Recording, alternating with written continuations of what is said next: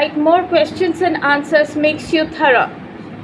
It gives you a clear concept of anything that you are studying. Yes, you've heard me correct. And I am going to do the same thing with Julius Caesar, the play written by William Shakespeare, which is in your syllabus. And this is going to help you attempt questions in the form of MCQs as well as reference to the context.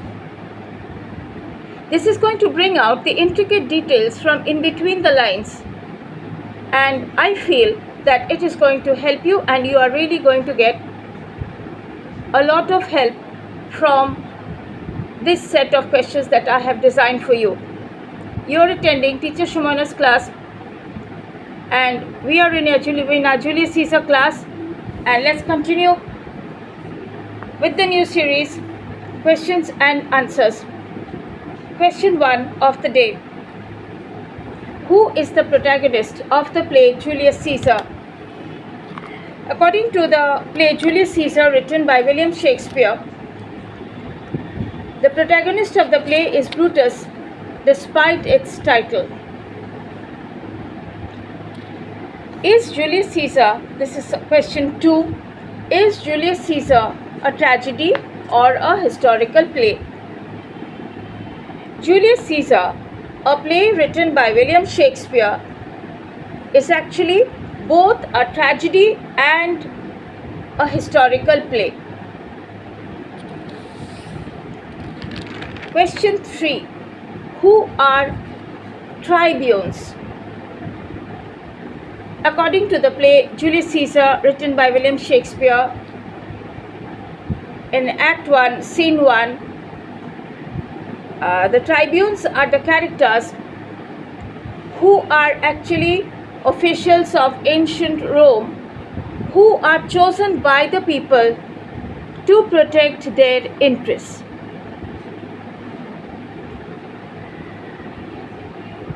Question 4. Who among the two tribunes present in Act 1, Scene 1 of Julius Caesar is more diplomatic, and why?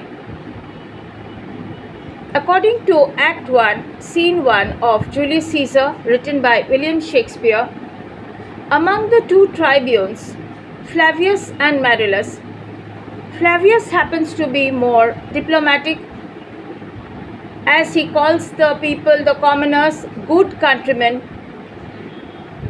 unlike Marullus, who has called them blocks, stones, and worse than senseless things. Question 5. In which year is Caesar dead?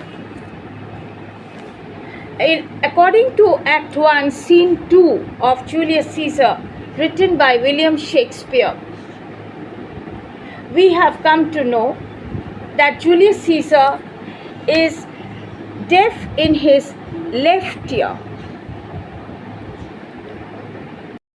You are attending Teacher Shumana's class of my new series of questions and answers from Julius Caesar, which I have made for you in order to make you more thorough in the drama. Let's begin with today's set. What does Caesar think of Cassius as a person?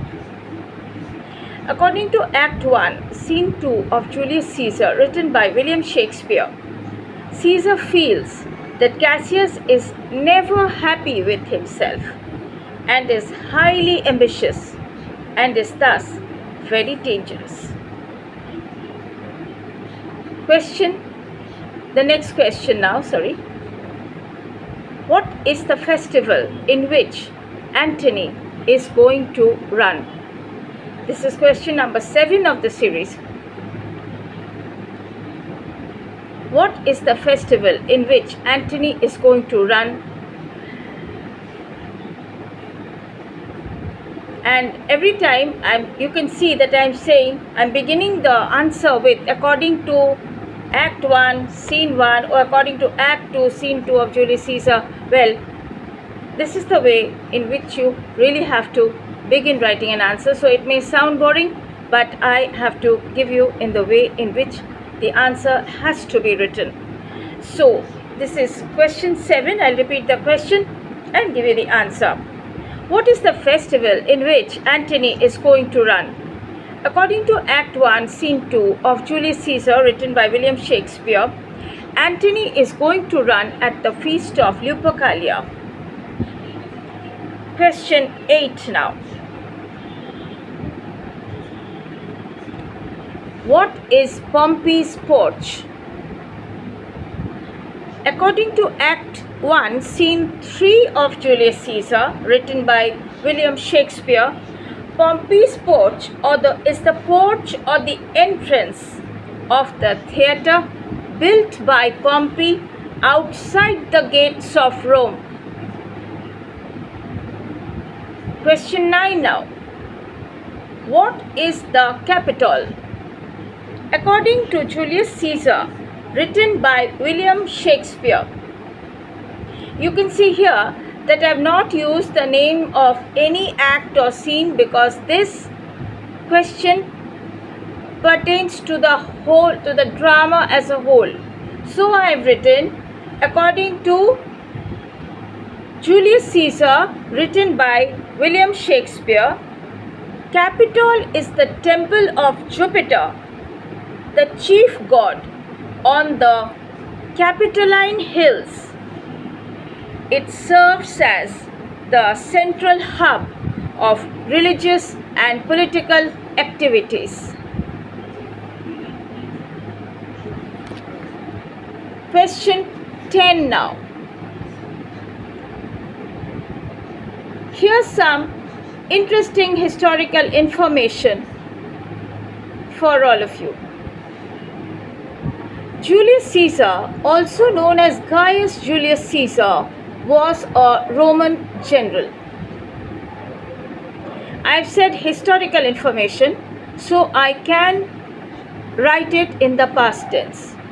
But if I am to write the answers of the drama, I definitely have to write in the present tense because I have to take it as though the drama is happening. It has been enacted in front of me.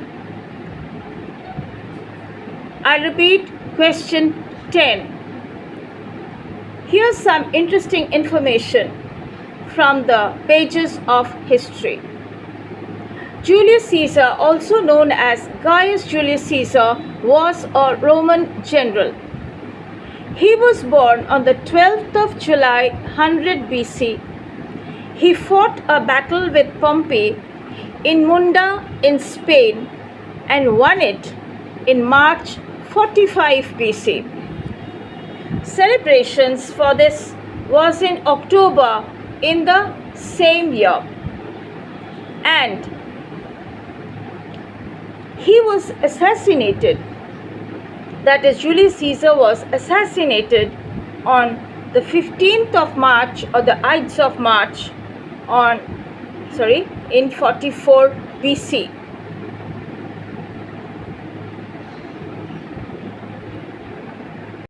Does Brutus feel that there is no need to take an oath before the assassination of Caesar? According to Act 2, Scene 1 of Julius Caesar, written by William Shakespeare, Brutus does not agree to swear their resolution before his assassination as suggested by Cassius. He feels that if the suffering of all the souls happen to be very weak motivations, then every man should retire to bed and allow the tyranny resulting from power and pride to rule, and let every man be at the mercy of the dictator, that is Julius Caesar.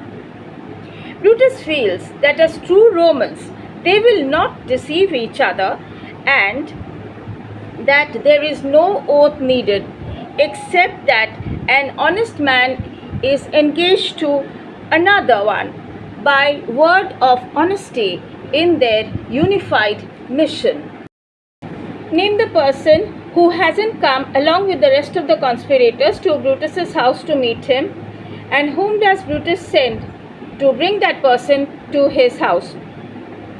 According to Act 2, Scene 1 of Julius Caesar, written by William Shakespeare, Caius Ligarius is the person who hasn't come to Brutus's house to meet him, and Brutus sends Metellus Cimber to get that person, to get Caius Ligarius to come to him, to get Caius Ligarius to come to his house and meet him. The next question now. What are the physiological shortfalls of Julius Caesar? According to the play Julius Caesar, written by William Shakespeare, Julius Caesar has epileptic seizures and he is deaf in his left ear. That is, there are two major physiological shortfalls of Julius Caesar. He suffers from epileptic seizures and he is deaf in his left ear. The next question.